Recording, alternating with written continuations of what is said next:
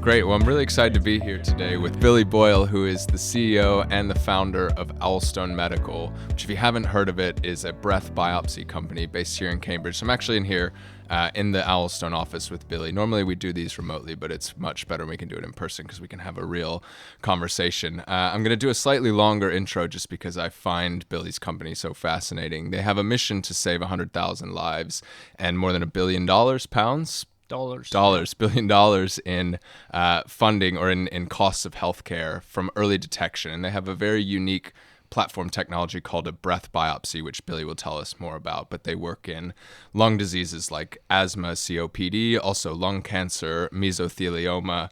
If you're familiar with Illumina, the genome sequencing company, they're a little bit like the Illumina of breath. And I think Billy will be able to tell us more why breath is such an interesting new diagnostic category and some more about the founding of the company. So it's great to be here, Billy, and thanks for having us. Thanks for having me on the show. I was wondering if you could just take us back to the founding of Owlstone, why you started the company in the first place and what brought you here. Yeah, so the company was originally a spin out from Cambridge University. So me and two other guys were engineers at the engineering department, and we were working on chemical sensor technology. So a microchip chemical sensor that you can program to sniff out different chemicals.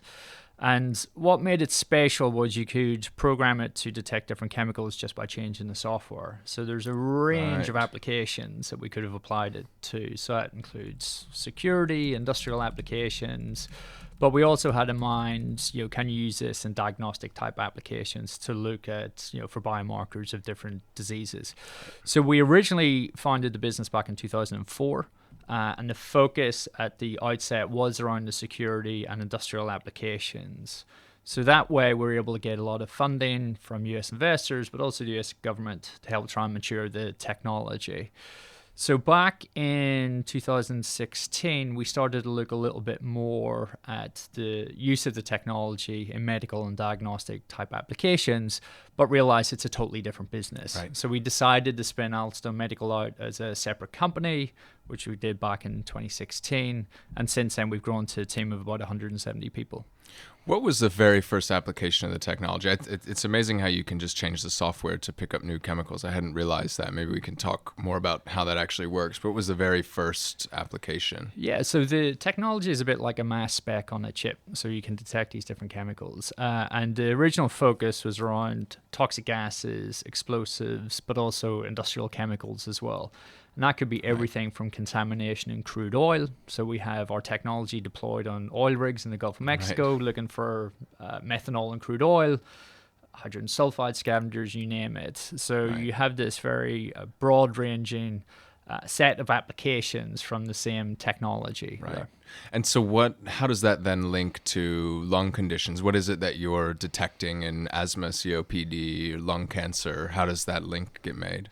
So what was interesting for us was we were starting to look into the scientific literature, and we saw, people been looking at breath from the early 70s, actually. Yeah. So if you read any breath paper, it all says back in 1971, Linus Pauling blew into a mass spec, and there are some chemicals there. And what we were trying to do was say, okay, well, these chemicals are present, so that's objectively the case. We have this technology that you can program to look for specific chemicals. Can we bring the two together to have a diagnostic test? What we found, though, is as we started to look into the literature more and more, there actually wasn't a lot of agreement between the reported biomarkers and something like lung cancer, for instance. So you might have 100 papers on lung cancer, but paper one says something different from paper two. And actually what that meant was we addressed or saw some of the challenges in the field that people hadn't really solved the issues of how do you get a good sample. They hadn't really run large enough studies, and they hadn't validated a lot of those biomarkers. So actually what we decided to do is say it's not just about programming a chip with a set of chemicals. The real problem you're trying to solve is what are those biomarkers associated with disease, be it lung cancer or any other disease, really. Right, and how do you decide whether, because I know you all focus on early detection because I think you think that that's where you can have the biggest impact, and it's logical that if you can stop it before it gets to stage 2, 3, 4, then it's better. What made you decide to focus on early detection versus starting at the other end, for example, late stage cancers or other lung conditions, and trying to better diagnose or treat at that point? So if you look at the cancer problem, so if you pick it up at late stage, the survival chances are very poor. Right. So I think there's a role to try and select better therapies at that stage. But the reality is most patients won't recover from the disease. So, what we realize is if, there's a single lever that you could pull that would transform the landscape, it's early detection. Survival chances are 10 times better and treatment costs are 10 times lower. And it was actually, my wife was diagnosed with late stage colon cancer. Right. And she died as a result of that. And that's how I became aware of, the scale of the problem, because there's millions of families just like ours, and the true importance of early detection, because the survival chance for her would have been 90% if it had been picked up at early stage, as opposed to 5% when it's picked up at late stage. Was that a big part of the impetus for you personally to dive headlong into this challenge of early detection? How did that coincide with the shifting strategy of the business? Yeah, massively. So I think at the outset we had this interest in diagnostic applications. It became very real and concrete for me, with my wife getting the late stage cancer. And that's when I started to understand the significance of the problem. But also around that time, what we've been doing was starting to work with academic researchers who were taking our technology, integrating it into clinical studies, and trying to see, other biomarkers associated with colon cancer, for instance. So they were starting to get some promising results. So we had this kind of set of things happening where realizing the importance of early detection, some promising initial pilot data coming out, and us then thinking, okay, well, there's a problem that needs to be solved here, and we think we can have a role to play. And your breath biopsy technology is being used in the NHS in some capacity right now, right? What's through a couple of innovation grants and other early stage programs? So at the moment, it's all about research products and services. So ultimately, to save lives and save money, you need to develop breath biopsy tests to pick up cancer sooner or get patients on the right therapies in respiratory disease. For that, you need to have biomarkers.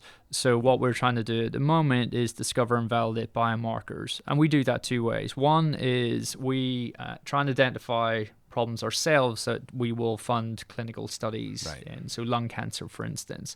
But what we've also done is made the breath biopsy platform available to research customers, academic customers, clinicians, who, they understand the problem very well. You might have someone trying to find biomarkers of tuberculosis, other infectious disease, other cancers, and, they're trying to say, well, are there volatile chemicals in breath that could be used there?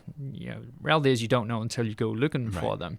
So what we do is make the technology available to those partners so they can conduct that research, get high quality data, and for us it allows us to see what's the utility of breath chemicals across a range of different applications.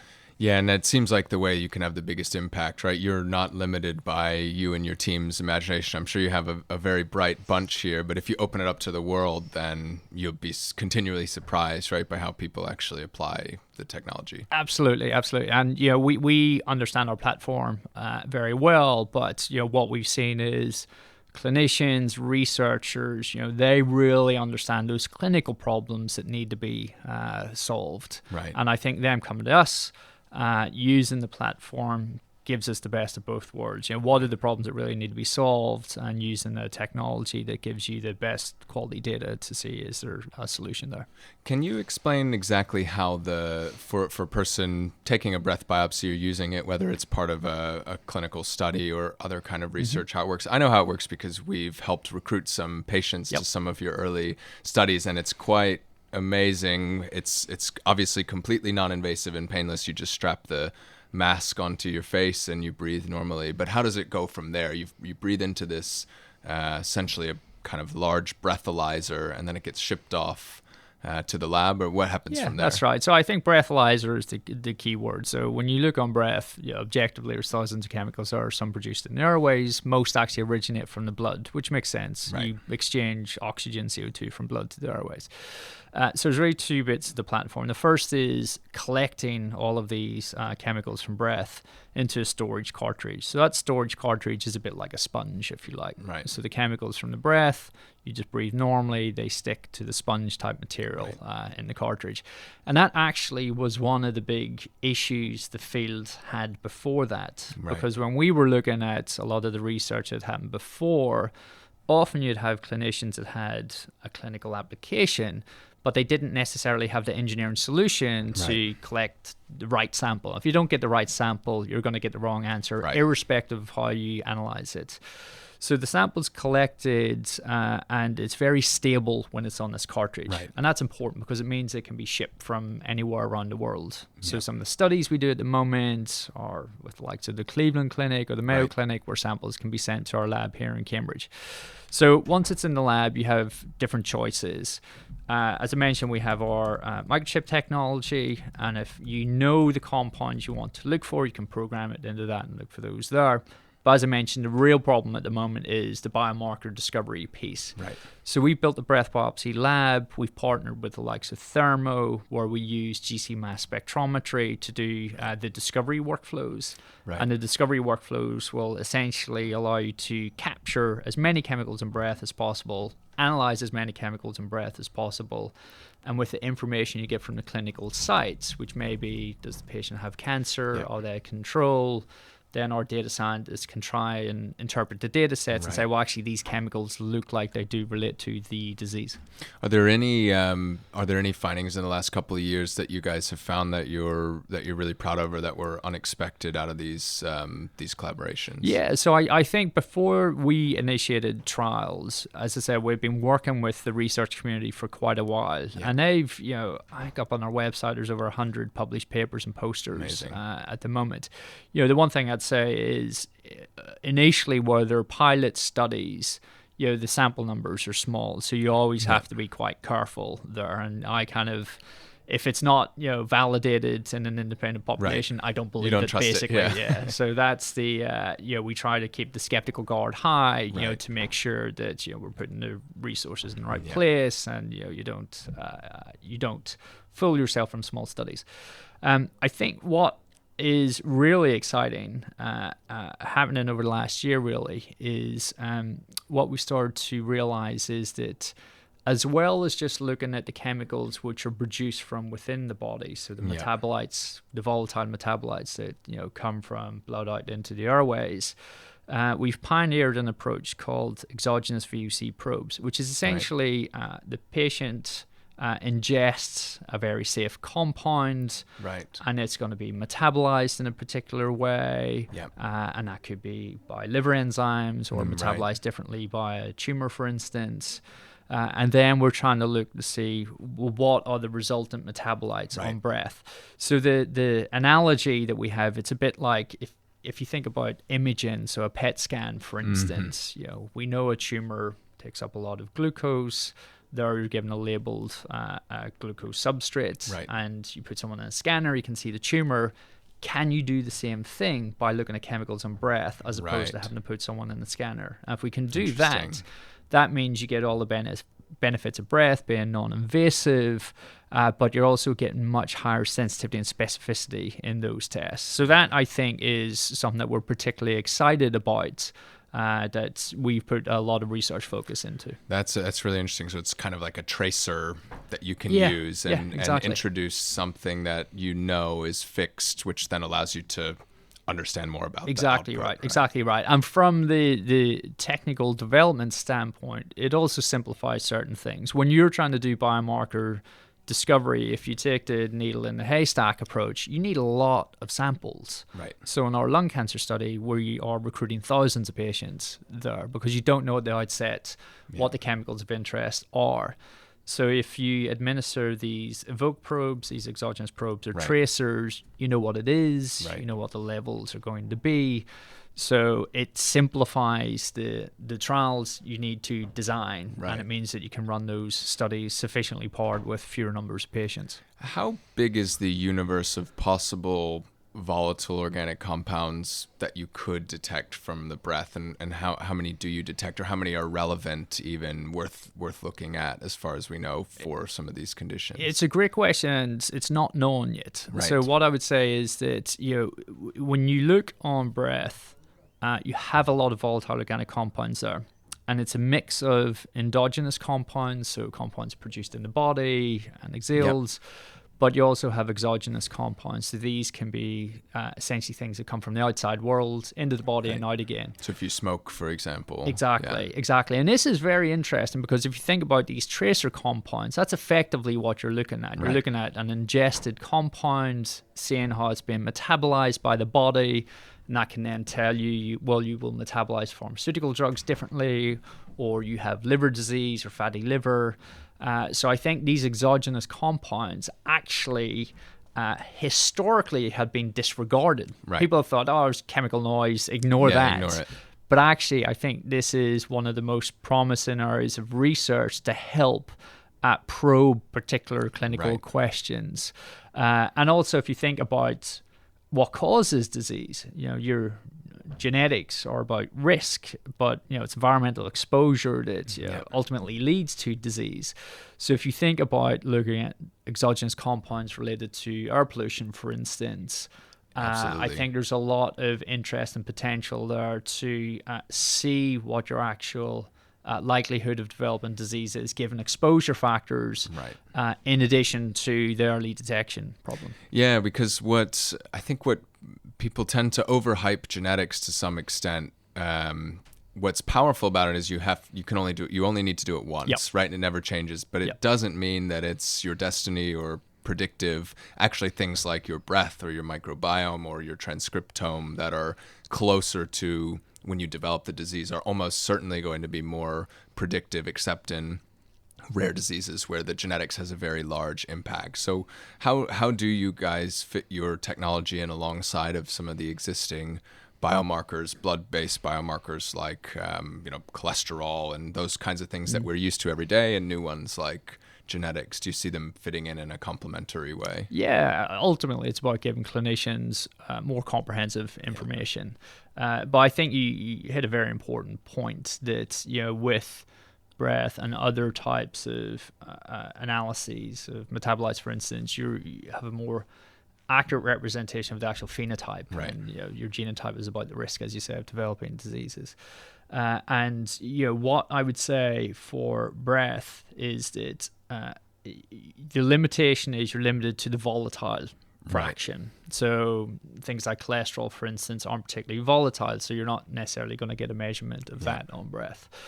Where we see it having a real role to play is in applications where compliance is a big issue. So if you think about screening type applications, if you take colon cancer as an example, tests exist today, beta colonoscopy or fecal-based tests. The fecal-based test sensitivity and specificity is not very good, but actually a big issue is the compliance issue. People don't like it, so they don't show up. So I think what we see is that on the one hand, you can address the compliance and test accessibility issue with breath because it's the ultimate non-invasive test. It's the only anytime, anyplace sample matrix. But then we also look at applications where we think, okay, well, these volatile compounds in breath, where do they give you a unique capability that you can't easily get through other types of approaches like urine or blood-based approaches? So that's particularly true around respiratory disease, for instance. So if you think around asthma, COPD, at the moment, a lot of those therapies are prescribed on a trial and error basis. Start with a cheap drug, increase the dose, doesn't work with an expensive drug. But if you're looking for chemicals being produced by cells directly in the airways that help say, well, your inflammatory subtype looks like this, and therefore you should take this drug at the start, that is a problem that we think you can uniquely solve using breath. So I would say we tend to look at the applications on a case-by-case basis and say, is there a need? Is there already a test that's doing a pretty good job? Is there a unique advantage that you can deliver with breath and volatiles?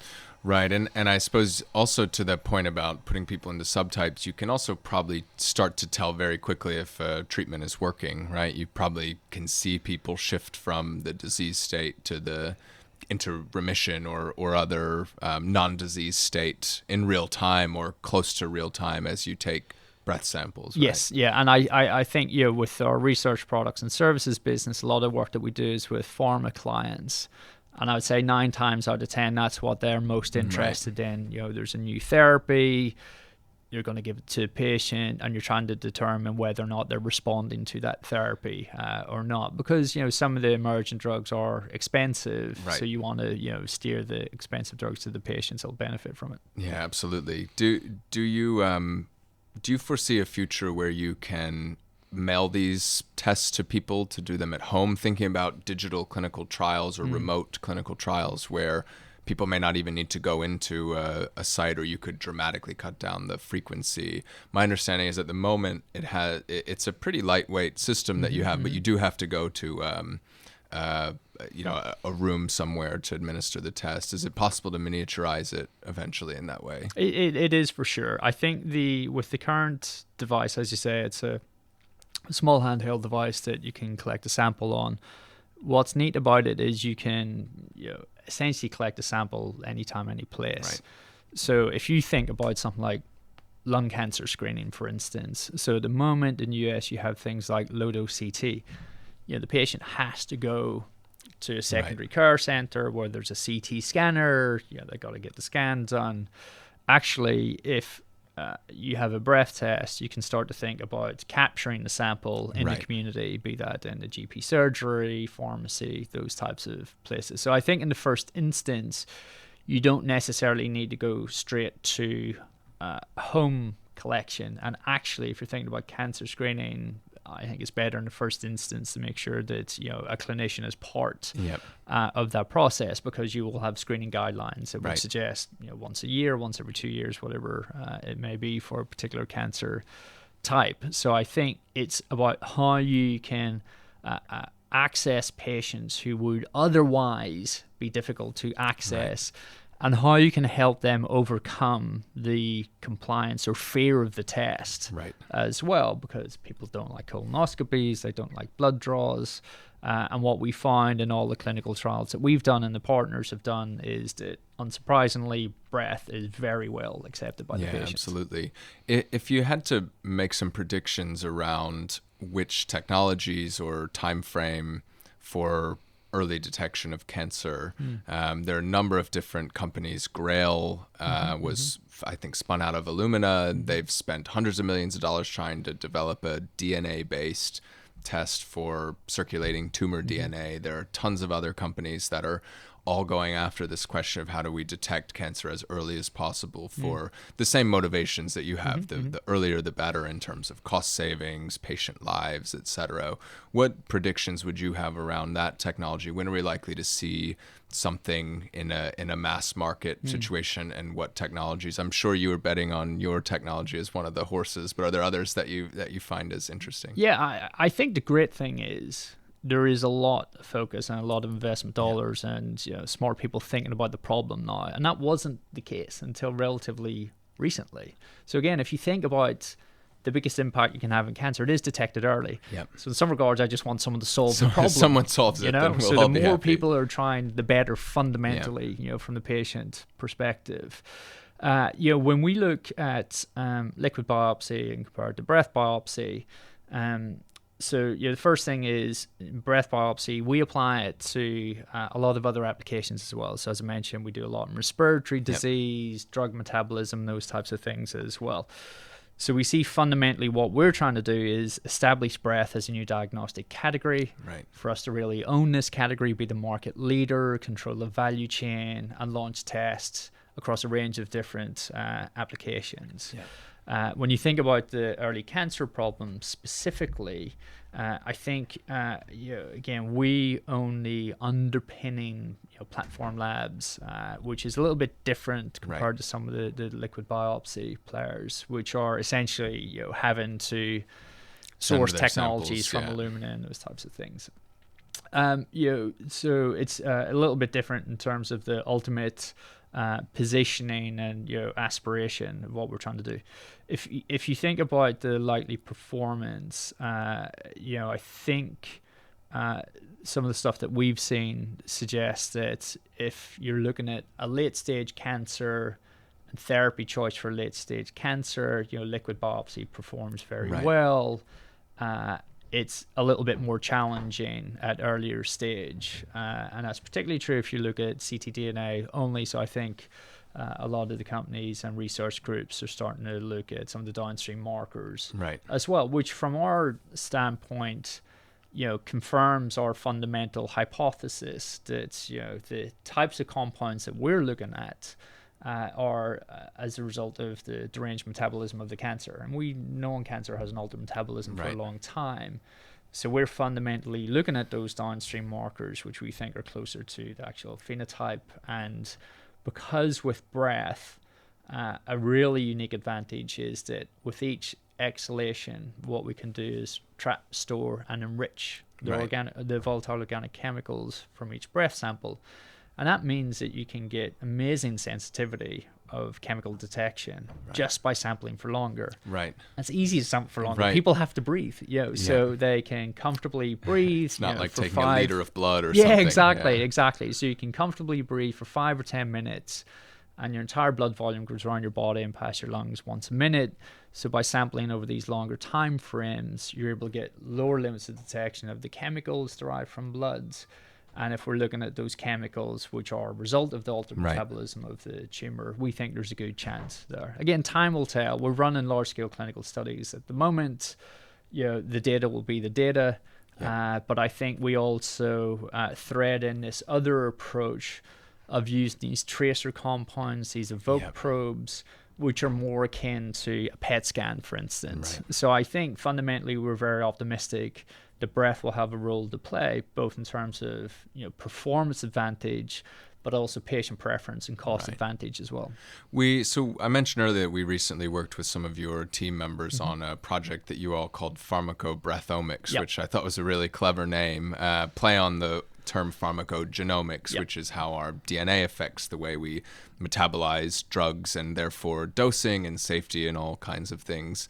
That seems like a new and interesting category for you all to think about going into. What were your thoughts around pharmacogenomics and the potential for breath as maybe a better assay for this than blood or DNA or other kinds of markers? Yeah, I think this is actually the first real example of this exogenous VOC probe approach.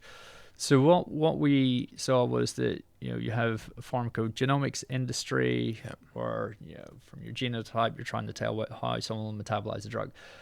But again, to your point, we know that other factors will change how we'll actually metabolize a drug. So if you have grapefruit juice, for instance, that will inhibit and change how you metabolize certain drugs.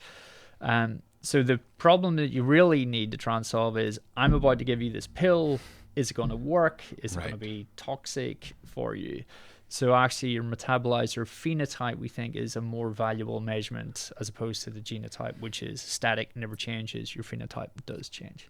So here what we're doing is looking at, can we administer very safe compounds? So these evoke probes, which are things like limonene, menthol, those types of things, which are ingested, go into the bloodstream. They're metabolized in the liver by the same enzymes that metabolize pharmaceutical drugs.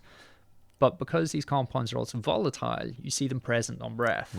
And because it's very easy and non-invasive to collect multiple samples on breath, you can collect 5, 6, 7 samples, see how the concentration of those compounds are changing over time, and from that try and infer how you would metabolize pharmaceutical drugs, which could be antidepressants or different drugs. Because we know we spend $1 trillion a year on drugs, 40% don't work, and 70% of all drugs are metabolized by 4 enzymes in the liver. So if we can get to a situation where you can better understand how you will metabolize drugs at the outset, that will lead to benefits for the patients. I think it's an amazing insight that you can insert this, I think you referred to it as an exogenous compound. So I guess limonene is a citrus fruit related enzyme, or a compound. So you can basically see what happens to this known compound and then use that to predict what would happen if you were taking an antidepressant or an anticoagulant if you have a cardiac problem or what have you. I think it makes total sense, and I've always wondered, pharmacogenomics seems like it's the concept that almost every textbook refers to as the best application of genetics. We can use genetics to tell people you should have twice the dose and you should have half the dose, or you shouldn't take this because it's not safe for you based on your enzyme. But the reality is there's been less uptake by the clinical community than most people would have predicted 10 or 15 years ago. And I think part of the reason might be that the genetics just, even though it's good, doesn't quite map to the phenotype in the way that you'd want. So two people with the same genetic marker can still vary wildly in terms of how well they metabolize. So it seems to me like something like this that's closer to the source, and like you said, measuring it exactly at the point of care or as close as possible gets you much closer to there being real clinical validity to it. Yeah, no, we think so. You're absolutely right. Or, two people may have the same genotype, but there may be an environmental factor that changes their metabolizer phenotype. So again, things like other drugs they're on, diet, lifestyle factors, grapefruit juice that inhibits. So you have this issue of phenoconversion where people essentially go from one particular metabolizer type to another metabolizer type. And you wouldn't know that from a genetic test, but we think here using these very safe compounds which are metabolized in the same way as pharmaceutical drugs, you get a better readout of that. Have you considered inviting identical twins into study design like this to see if you could hold the genetic constant and isolate that environmental component to see if there's any differences? Yeah, I don't think we have actually. That is a good idea. We've been looking at where using people as their own control. Right. So, you do a test on one day and then you modify their phenotype with grapefruit juice or whatever it may be and see how the metabolizer phenotype changes there. But, looking at genetically identical twins would also be a way to do that. This is one of the it's a double-edged sword to have such an interesting platform technology, because you can think of new ideas like this all day, right? And you all probably do, and you have to actually probably spend more time triaging and killing ideas that might be interesting but not the best idea out of the 100 you could generate in a week, probably. Is that what life is like? I think that's a fair point. I think because we've adopted this strategy of making the breath biopsy platform available to the research community, we still get a lot of benefit there, because it means that we have some top class researchers coming to us who will buy our research products and services to see can breath biopsy be used in really interesting, pressing clinical problems there as well. So that means that we don't necessarily have to make the choice to not do certain things, because it's essentially being funded by some of those partners. And then when we look at where we will apply internal resource and funding to clinical studies, it does really have to align with our company mission to save lives or save money through better therapy choice. So that's the kind of prism through which we look through everything. And that's why if we look at early cancer detection, lung cancer, for instance, that's one of the biggest cancer killers. So that's a problem that we really want to try and solve. And with the drug metabolism as well, as I said, because there's so many people on drugs that don't work for them, we see that as being another area where using these exogenous VOC probes and looking at breath compounds can solve a big precision medicine problem. No, that's great. I mean, it's such an amazing vision. Actually, if most people who are listening haven't been to the Owlstone Medical offices, but when you walk in the front door, it's painted on the walls, the mission to save 100,000 lives and $1 billion. And I think that must be an exciting way to start work every day, to come in and be reminded of that mission. I don't know if that was your idea or somebody else's idea, but it's a great way to set the tone. Yeah, it really came from that understanding the importance of early detection. So I think it was in discussions we had with CRUK, and they're very they're actively trying to promote the importance of early detection as well, and it kind of follows as a consequence of that. It's like if you can pull the lever to pick up more people with early stage cancer, it's just unbelievable the amount of lives that you save. So for us, we said as a company, we want to save lives. That's why we spun the company out, and that gives us something which is very motivating day in, day out.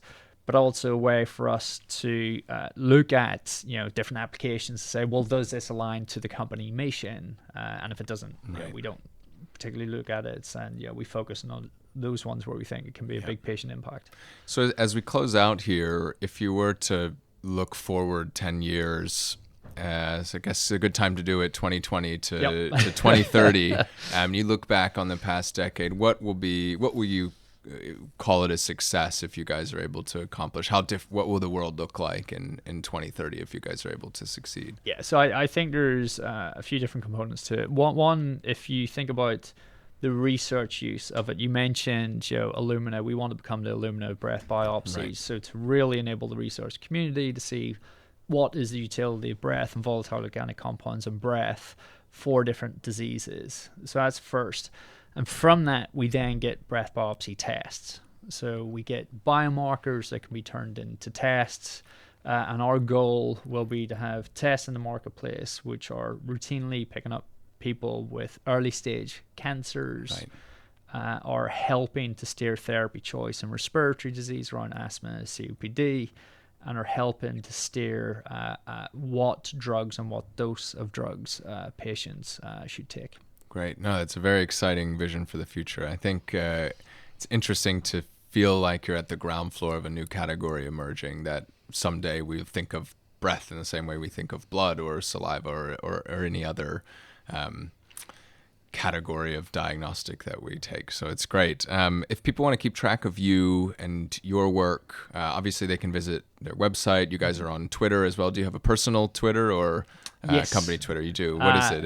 It's at Billy_Boyle. Great. But Billy has one L because Billy with two L already had the Twitter handle. Okay, so you're Billy Boyle. Yes, exactly. Okay, _ Boyle. Yeah. Well, wonderful. Thanks so much for taking the time to do the podcast.